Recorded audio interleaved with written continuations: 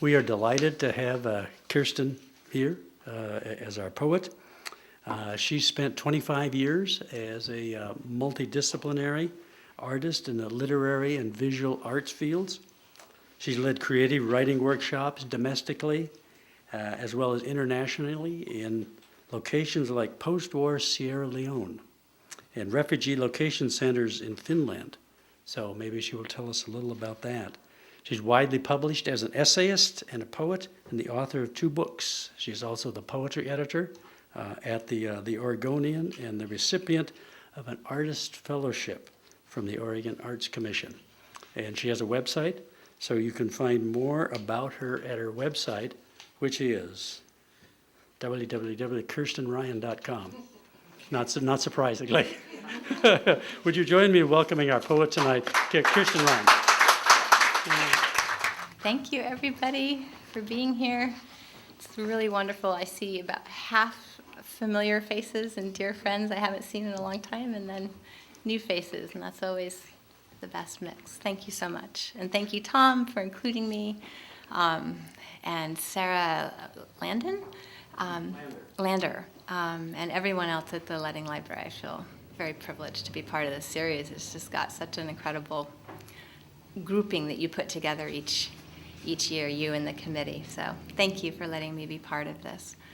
I'm going to start reading a few poems. The past 3 years I was diagnosed with a tumor in my head just out of the blue and went through a very not fun surgery getting it removed, and then 2 came back, and then they went away. And so it's been this very strange sort of ping pong of lots of thinking. And the kind of tumor that it was the facial nerve was wrapped around it, which was part of what made the surgery so long and not fun, because the doctor had to be very careful, because if you can just imagine, if you nick tiniest hair of anywhere, any number of things can happen. And what I was the most worried about, because I've made the mistake of going online, seeing what are all the things that could happen, and this was the night before the surgery. One of the things that could happen is that you lose your ability to blink, and you have to have little weights on your eyelids at night to sleep. And I just started thinking about, both as an artist, as a visual artist, but also how that would impact daily life and the metaphors around that. So this first poem I'm going to read is called Blink. Blink. In the time it took to read that word, cranial nerve 7, ocular motor system, corneal reflex equals no control, reaction to light, a response to sound louder than 40 to 60 dB. The 5th cranial nerve initiates, sensing the stimulus. The 7th cranial nerve implements the motor response, rapid rate of 0.1 second. In the blink of an eye, dam breaks, heart stops, slip on ice, knock over the vase. I love you takes about the time of 2 blinks.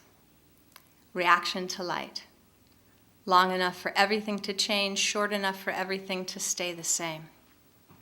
If one has a parotid gland tumor, no, say 2 parotid gland tumors, recurrent amongst a swamp muck of scar tissue and encased in wound around facial nerves, said tumor removal surgery risks the loss of the ability to blink. When this happens, little weights must be placed on the eyelids at night. Blink. The day the dam collapses is today. The day the dam collapses is every day. Little deaths while flipping eggs, brushing hair out of the daughter's eyes, waiting at the mechanics. Aquamarine, the sky might be aquamarine that day, opening up and through the clouds, pieces through the kitchen window. Sky looks like water, water like sky, particularly if one squints or hangs upside down, but don't look down. The dam will eventually break. You can count on that, so don't look down. Disaster movies run out the reel and then the lights go up in the theater. You can also count on that. The Poseidon Adventure, On the Beach, The War of the Worlds, Godzilla, Planet of the Apes. During the time it takes to watch one of these movies, the eye blinks 1,080 times. The river is bigger than the dam. The heart is bigger than the eye. In the time it took to read these words, cars crashed, breathing stopped, limbs broke, houses burned, guns were fired, someone was hit, someone was scared, depressed, angry, lost, drowned. Reaction to light. In the time it took to read these words, the sun came up, somewhere on earth. Somewhere else it sunk. A kid reached out his arms for his mom. Someone laughed, hugged, ran through a park, got a new job, graduated summa cum laude, ate lunch with a friend, walked the dog. Blink, then quick, go. Keep your eyes open as long as you can. It takes 1/3 of a second to blink. That remaining 2/3 of a second, that remaining 700 milliseconds, that's all you've got.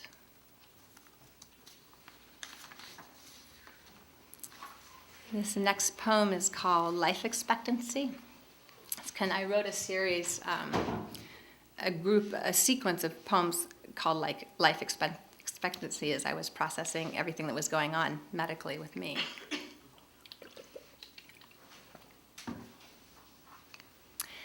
Menshe from Delhi is traveling to Portland to meet her husband.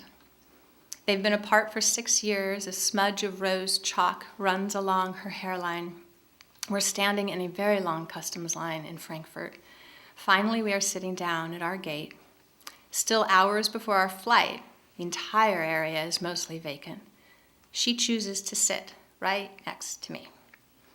I describe Portland clouds. We talk about the ocean for a long time. We discuss paneer and potatoes with mustard seed and the trouble with finding a good ghee.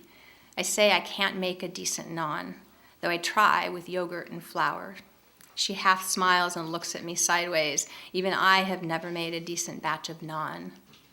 Scattershot of talk. Forgiveness, captive audience, echo past boundary crossings, this issue of being female. Measure the worth of memory. I look in the face of this stranger. Her orange scarf lilting down her shoulder, I nod my head, tinker with gratitude and time, lean into the space between two uncomfortable chairs in an airport, and gather up the inventory of ingredients to store somewhere, to find again for some reason, while staring up at the smooth white curve of an MRI machine, listening to gradient magnets clang, thinking about curry laying perfectly still.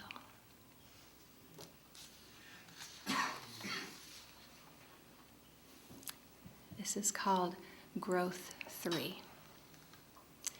Near Belgrade, excavated burial sites revealed symbols of an undecipherable language, Vinca, dating back to 5th millennia BC and believed by some to be the oldest form of writing ever found. Tectonic shifts are circumstantial. Mountain ranges link and pull apart.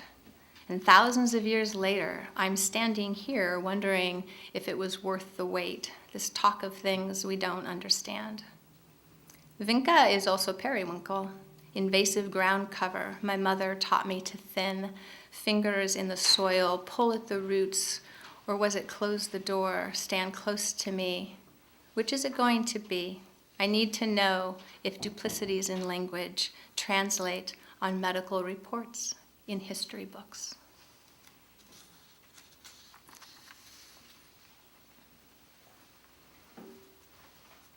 And this is another poem in the Life Expectancy series.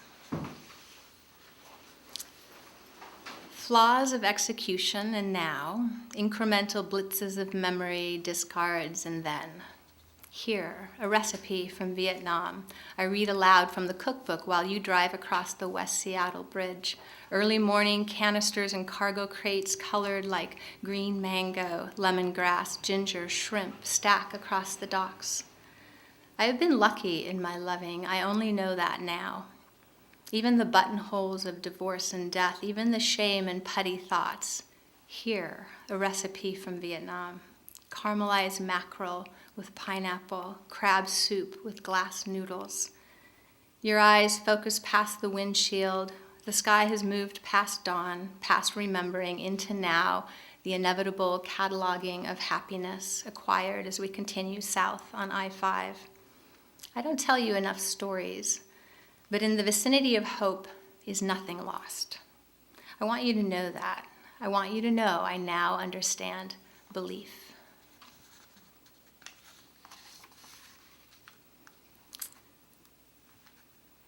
And this next series I'll read a couple months before my first tumor diagnosis. My ex-husband and the father of my children very suddenly passed away at age 43. He just died. And this poem and the next few are about that. And this is called Time Before Birds. Hammering into the sound. Do not point out what's left. It's not conditional. Something lost and something remains. No. I wrote your obituary sitting at your desk. It was late, about 11:30. The outline, the bullet points of a man's life. The newspaper has a word limit. I was never good at editing. I mean everything I say. I'm against forgetting, stone by stone by stone. But no, the beginning before the beginning, your son asks, spooning cereal into his mouth. A year on Mars is 687 days, so there we'd be half our age. Start all over again, and all over again, again. It's not a revolution to chase the familiar when memory is all I've got. Big Bang. Mama, he insists, who started the beginning? Well, I don't know. That's what I've got. I don't know. And stones, a handful in my pocket to drop from a suspension bridge in the woods and call it love.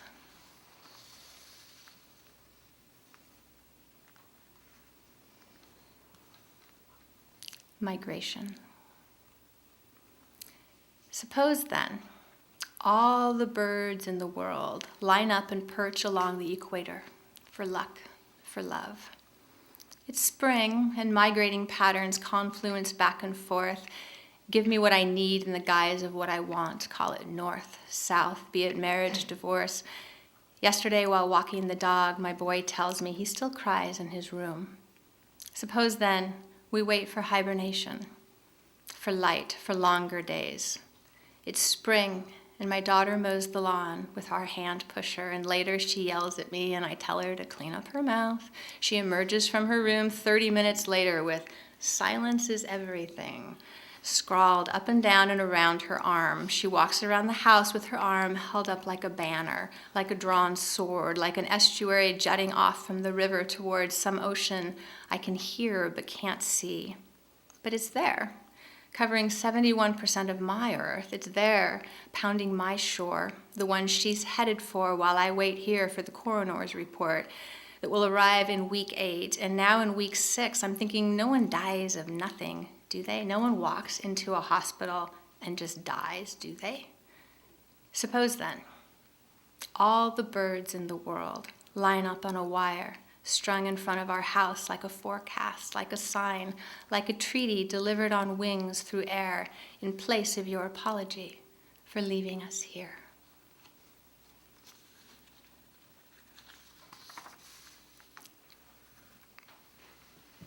Toxicology reports. Toxicology report 1. Pulled from an envelope, unfolded like a shirt, pulled from a drawer. Toxicology report 2. A banner to tripwire the sun. Toxicology report 3. Coyote darting across the highway.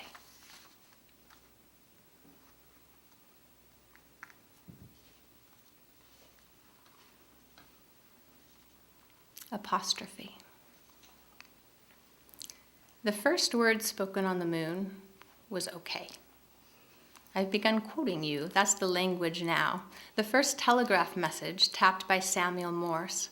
What hath God wrought? The first words spoken over the telephone by Alexander Bell. Watson, please come here, I want you. The first words spoken by Thomas Edison over the phonograph. Mary had a little lamb. Air where the music hangs. Feast on in-between. Theology of lace is in the spaces, and this is how we speak now. I need to gather my things. I'm gathering my recalcitrant dogwood blossoms. Did I tell you it's April? The only euphony is afterthought. And by the way, last week our daughter got her period for the first time, and yesterday I leaned over in the car to kiss her goodbye, and she bobbed her head like a sand swallow and kissed the air around my cheek so not to smear her lip gloss. I reached for her hand, and she hovered hers atop my palm so not to mess the nail polish she had just applied sitting in the passenger seat while I drove to school. And it was all air. It's always all air, the kind to fly through to get somewhere warm.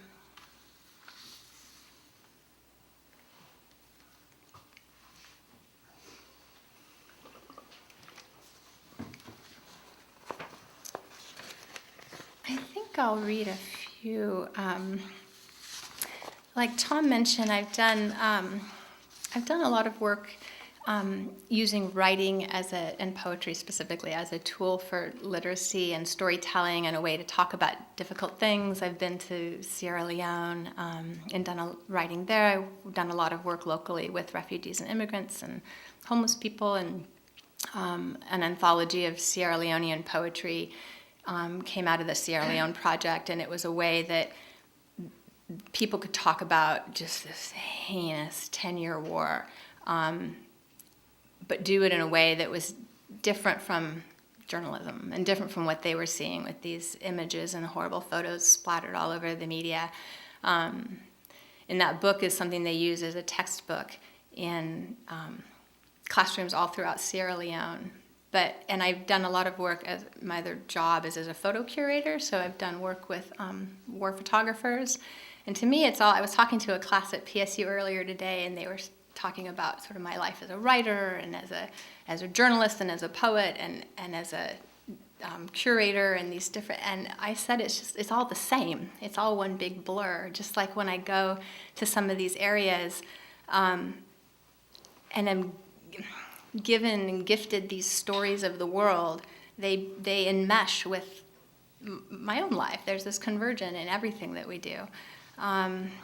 And so I'll read a few poems that talk about some of that work overseas and with refugees and immigrants here. And this first one is called Pieces. We are mirrors of memory, and I am trying to love you despite my definition, and do not think this is easy or that I am beyond humbling.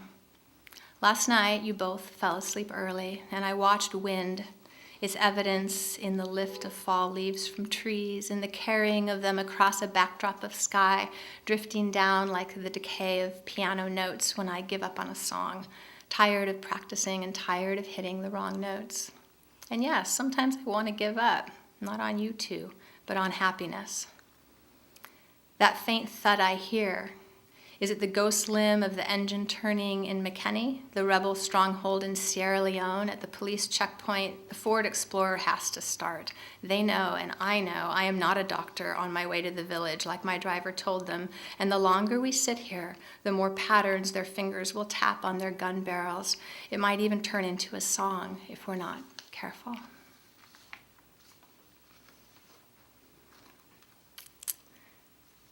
This poem is one I often end with, but clearly I'm not going to end with it tonight. It's called Embedment, and it came about, some of you who know might have heard this poem before.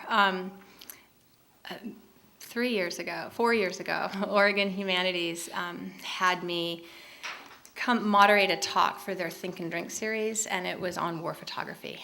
They brought in a very well-known war photographer who's based in Texas to come, and we did a conversation. And we had our thing that we did, and then there was an audience Q&A after, and one of the audience members asked me how I had changed, and I really couldn't answer it on the spot. And this poem is something that I wrote that night after I got back. It's called Embedment. I'm up there talking about war, the kind with Kalashnikov and Scuds, and at the Q&A, someone asks if I've changed. My hand tucks my errant hair behind my ear, and in that scurrying second, my mother's hand is gathering my hair off my neck, and I am in my yellow kitchen baking chocolate cake. And I am clipping my son's nails, his round, soft, perfect toes. And I'm sitting in the courtyard at Stanford Medical Center waiting for the next call from a surgeon or anesthesiologist. And I'm watching people with tubes and bags and silver rolling contraptions shuffle past. For hours, I study flowers. Your son's doing just fine, they say each time they call from ER. I'm home walking the dog, and it's not raining, and there are sparrows. My daughter calls from the tub and asks me to show her how to shave. I'm putting on Sarah Vaughan because it reminds me of my mother. My sister tells me she came home from work and all the shades were drawn and my mother had let herself into my sister's house and was standing in the bedroom in the dark in her underwear. My thoughts skid and I'm back in front of 200 people asking how I've changed. And I will tell you, I have realized there are places on this earth I will never see. The street light in front of my house is a shard of sun at 3 a.m. reminding me to pray. And somewhere between grief and happiness is my life.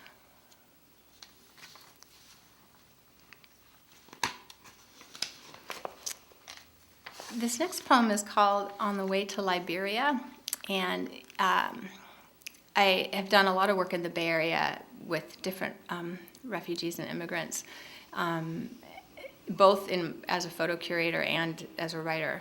And I was in Oakland, and I don't know if some of you know when people are relocated, wherever they're sent. So if they're sent to Oakland, then they're given housing in usually apartments and usually in not very nice areas of town. And the apartment buildings are like a globe unto themselves because you've got people living on different floors from different countries, and they're fascinating. They're fascinating places. They're tough places too. So this poem is about that. It's called On the Way to Liberia. Bilingual signs in storefront windows, fire escape laundry, Turkish shouted window to window, eyes the color of sage, men sitting on car hoods trading bottles in bags where Russia borders Turkey here in Oakland. Last night her husband beat her, the good parts are dangling. Liberia down the hall, apartment 3B.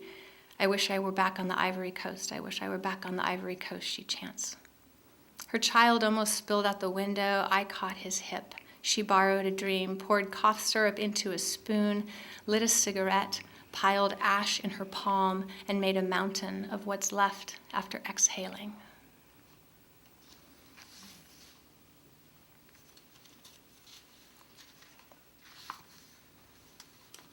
This is also about Liberia. It's called Reading the Dirt Like Braille.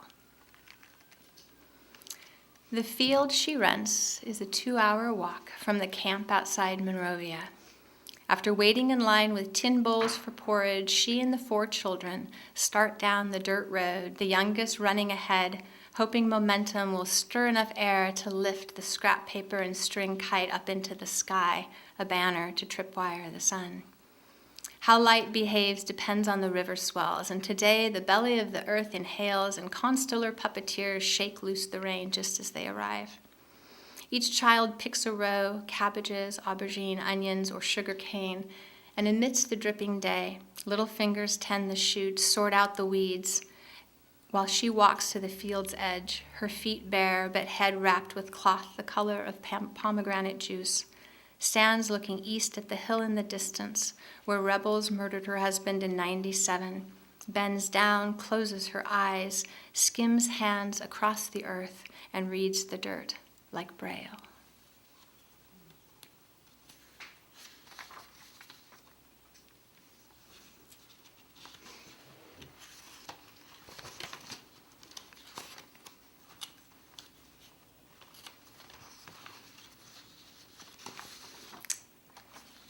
This is also connected to my work in the photography world.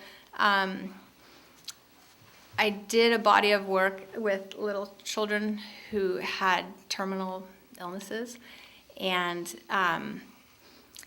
we were at this photo shoot with this group of the kids, and this poem is called Rocontour.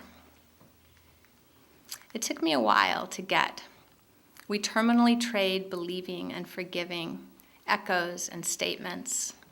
We lose hope when we lose people. Most truth is a little messed up. And no one knows what I think about when I look at the sky. I knew a 2-year-old named Lily, whose diagnosis column said everything. And she's scheduled first in a month run of photo shoots because she doesn't have a month left. It starts raining hard against the studio window. I want to see the rain, she says. I don't know what she sees when, from her father's arms, looking out across the Willamette. I now think there are no mistakes. There just is what is.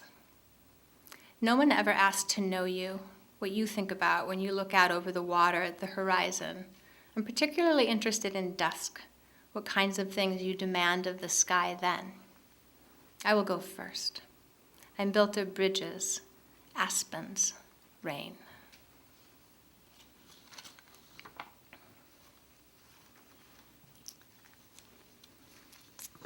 I'll read a poem. I became fascinated with Antoine de Saint-Exupéry, who wrote The Little Prince. And we know him, I think, at least I did. I knew him more commonly as that from that book, and iconic as his legacy as a children's book author. But he was also a World War II fighter pilot. And he was on a reconnaissance mission in, I think it was 1944, and his plane disappeared. He never returned. So I did a series of poems, kind of from his perspective, a little bit, past and present. You'll notice there's a lot of talk about memory and how it ebbs and flows and connects with every moment that's clicking by in the currency of where we are right now. So this is called From Up Here, and it starts with a quote from a book of his called Wind, Sand, and Stars. That's a collection of letters that he wrote to people during his time when he was a pilot. And this is from an excerpt from that book. We've been flying for 3 hours. A brightness that seemed to me a glare spurted on the starboard side. I stared. Fold the grocery list here. I'll tell you the sum of a day. Cat food, bread, wheat, apples, cheddar, Tunis, the Pyrenees, look, Sardinia. I flew in quietly as 170 miles, coasting between clouds. Down, down. Might as well have been a glider, but no.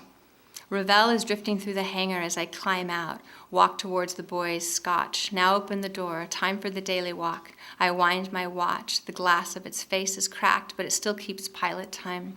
I leash the dog. Today, the sky, gray and cold. Like dawn in Cairo. Makes me want to roll a smoke. Haven't in 20 years. We all smoked then before takeoff, after landing, cigarette, and down around the card table of handwritten sky. I've forgotten my list. Machine guns in Madrid. I could have outflown those artillery rounds, puncturing the sky like stars, but we were on foot with militiamen. I pressed against the stone wall. The sentry missed us, and 4 hours later I was dipping toast in coffee. Joints are swelling up again. I don't care what they say. Walking doesn't help, especially not with a dog pulling on the leash. I tie him to the pole outside the market. 19 hours was about my limit without water. I crashed in the Sahara and looked for water. I followed fennec tracks leading out of a burrow, winding through shrubs. No one knows about fennecs from around here. And sand becomes theoretical, and night, a small tree to lay under and lick tears. Orange juice, that wasn't on my list, but I know I'm out. I lean on the cart. The aisles are narrow, and sometimes I bump the stacks of cereal or the lines of cans. I've been in so much sky, and nowadays I slow down the sidewalk, watching for cracks, a tangling of shadows cast from overhead. But I sucked orange wedges in Marseille, I did. And I sat at that table outside and thought about the way camels kneel, meshing legs like zippers. And I thought about my broken altimeter, and I wondered how long it would take to repair. I remember thinking that, and now I'm waiting to pay. The lady in front is fishing in her purse for coins. She tips the bag and shakes. Between the advertised specials on the window, I can see it is now drizzly. The dog is watching the door. The grapes are 99 cents a pound, and wind is invisible compensation. There's a lot of my dad in there, too. This whole series was around thinking about the different chapters people live in their lives and how we see them, maybe when we're doing something mundane like shopping for groceries, but carrying in our mind these memories of the exuberant life we had in these other decades that we lived. That's certainly true for my own father. This is called Eclipse. The theology of Morse code is in the pattern of how words are said. Love, dot, dash, dot, dot, dash, dash, dash, dot, dot, dot, dash, dot. You, dash, dot, dash, dash, dash, dash, dash, dot, dot, dash. Me, dash, dash, dot. It is not intention I'm lacking. It's the correct history. I was not born knowing where to stand or how to usher my arm span next to another's and keep it there. The day was ordinary and you made it not. And somewhere a sun is rising and somewhere apricots wait on a kitchen table. And then the velocity of sky. There are two ways to speak, silently or out loud, or both. Self in perpetual eclipse, so it is day, but it is dark, and I am most difficult when the earth and I are divisible by a line I failed to see. I looked at the sun, and then tried to measure the distance between you and me. Tap, tap, tap, tap.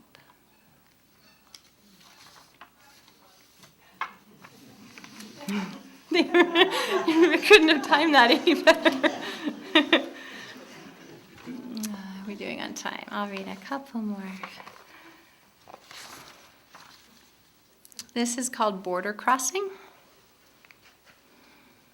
There's a beat-up, canopied truck, crammed with men, stopped a few miles out, and from here, hills underfoot, easier to hide, to slip through, around, under, and get to some other side. I can see you, but you can't see me. Prayers said out in the canyon air down there, mingling with pinholes of dawn desert light. The deal with light is sometimes it's a consequence. And the problem with small spaces, pinholes and trucks, that there's more light room on the other side. Light can't be trusted, lose a day like a limb, accumulation, divisible by riddles. I cannot even save my own children. So I get them a dog. And I wash strawberries for breakfast, and we talk about wars and borders, and this is our circumstance, and this is how sound travels.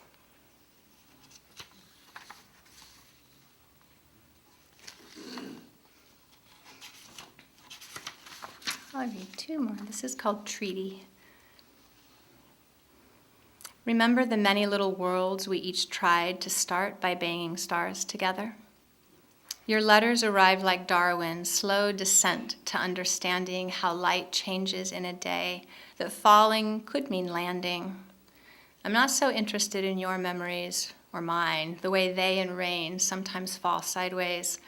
If I wanted to give up, I would, but I'm not that nimble. A scrim of salt catches in the hair. It's always windy at the coast, pushing sky to earth, and that is the secret I never told you. That is why I always look west, why I'm envious of waves so easily, obviously crashing, because there's no way to land other than hard. I want to make a treaty with the sky, like that chemist who wanted to figure out air. So he inhaled 4 quarts of carbon monoxide, and then carbonic acid, carbon dioxide, nitrous oxide, through a wooden mouthpiece in 1799, and he made lab notes. He must have been a hell of a guy to stand up to Aristotle, who believed air was pure and singular, of one interpretation. Last week, when out looking for ruined things, I saw a coyote at the estuary. He disappeared into the grass, but is out there still. And this is Night Landing, and it also has a quote from Antoine. I'm giving up on the landmarks by which I might... I'm going to start that over.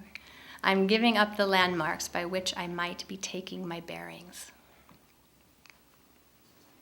The hours that counted were measured by how much sand was left in my pocket after charming you on the beach, by the derivative of a voice over the single engine as I remembered back that far.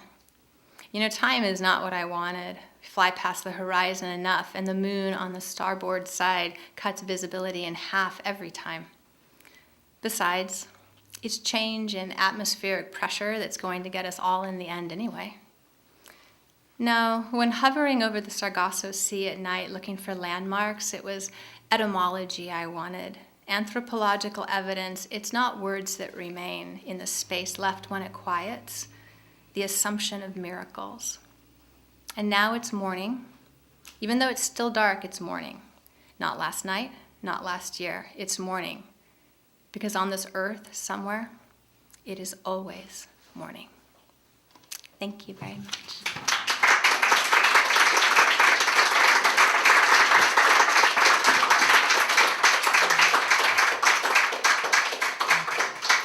Did you say we do a Q&A? Do I stand here? Yeah. Okay, Yeah. I'll stand here. Questions and answers, If anybody has any. I don't know if you would read your broadside. Sure. Can I borrow one? Of course. Thank you. I was debating that. It's funny you said it before. I'm glad you asked. Thank you. Bridge preface. Of all things that leave the earth by engineering or belief, crowds of concrete and steel beams sunk into the riverside, I'll hide under the arc hanging there in the air, or walk across to suspend the proximity of sky. I don't want to talk about love except when on a bridge. You tell me to listen to car wheels on steel grating. Some people jump and confess to falling, but I prefer my landings invisible. The lift span in September while watching barges and tugs, bicycles and birds. There, you say, over there, arm extended and pointing, there, all the rest of the world.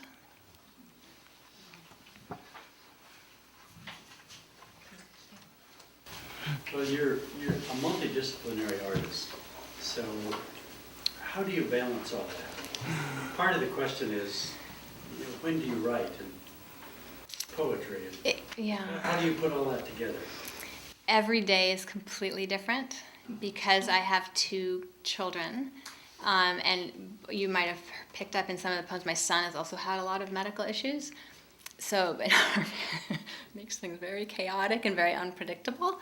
And so the writing I do, the painting, my work in photography as a curator, my work as a musician, it's all, I was talking to the same class today about this idea of balance, and that's the oasis for me, and that's, I've tried to construct my work life so that I'm killing multiple birds with one stone, and that I'm blessed and that I get paid to curate and to write articles and things like that. And I'm lucky in that it can exercise some part of myself, that way. And then I try to set up scenarios where I make that time because my daily life doesn't afford it. So I'm going to Iceland this July. I've got an artist residency and they're letting me bring my kids, and I have a house for a month far from Portland to make art that I'm committed to make because it was in my proposal. So I set up these scenarios where it's like that's how it gets done then. And sometimes I get frustrated about it, or sometimes a long time goes by and I can't. It doesn't work that way when you're working to pay but I also am very aware that life goes in chapters. And the past few years have been about helping my children grieve, dealing with my own grief, dealing with medical issues, those sorts of things. And that my kids in particular, they're going to be in college in a few very short years, and that's going to change the game in terms of, what William Stafford always talks about, the daily practice of, that would be something to have, something that was predictable and time that would help with that balance. It would also be interesting to see how I would function in that way because I've been able to create, I somewhat thrive, I think, on juggling and on things, stealing time where I can is very, very, I produce a lot of work in a very short amount of time. And so that's, by necessity, that's become part of my, methodology too. So. Okay, thank you. Mm-hmm. Yeah. You also mentioned that you were a musician. Mhm. So what do you play? I sing. Oh, you sing.